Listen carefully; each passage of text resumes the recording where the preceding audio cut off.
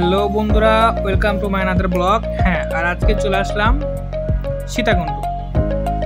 ঢাকা থেকে খুবই কাছে। যদি কেউ একসাথে পাহাড়, সমুদ্র এবং ঝর্ণা দেখতে চান, আমি বলবো সীতাকুণ্ড ইজ দ্য বেস্ট। কারণ আপনি এত অল্প বাজেটে এবং অল্প সময়ের মধ্যে তিনটা একসাথে একদিনেই দেখতে পারবেন। প্রথমে আমরা গিয়েছিলাম সমুদ্রের পাড়ে।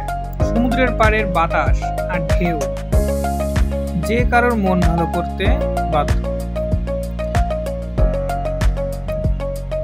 সমুদ্রের ঢেউ, বাতাস এবং সমুদ্রের ঢেউয়ের যে শব্দ, আমাদের সবারই আসলে এটা ভালো লাগে। তো এরপরে চলে গিয়েছিলাম আমরা ঝর্ণা। আর এই ঝর্ণার যেতে এই যে দুর্গম যে রাস্তাটা, এটা যদি আপনি পার করতে পারেন তবেই আপনার এই কাঙ্ক্ষিত রূপসী যে ঝর্ণা, রূপসী ঝর্ণার সন্ধান মিলবে। আসলে রূপসী ঝর্ণা মানে রূপসীর মতোই, আসলেই সুন্দর।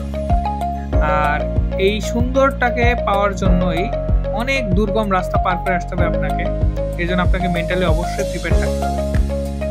তো এরপরে আমরা চলে গিয়েছিলাম চন্দ্রনাথ পাহাড়।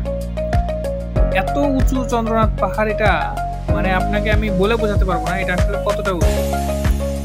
আপনার এখানে গেলে তবে বুঝতে পারবেন। আর তবে হ্যাঁ, এখানে যেতে গেলে কিন্তু আপনাকে অবশ্যই ফুল এনার্জি ঠিক থাকতে হবে। তো আজকে ভিডিও এই পর্যন্তই। দেখা হবে অন্য আবার কোন এক ভিডিওতে। আল্লাহ হাফেজ।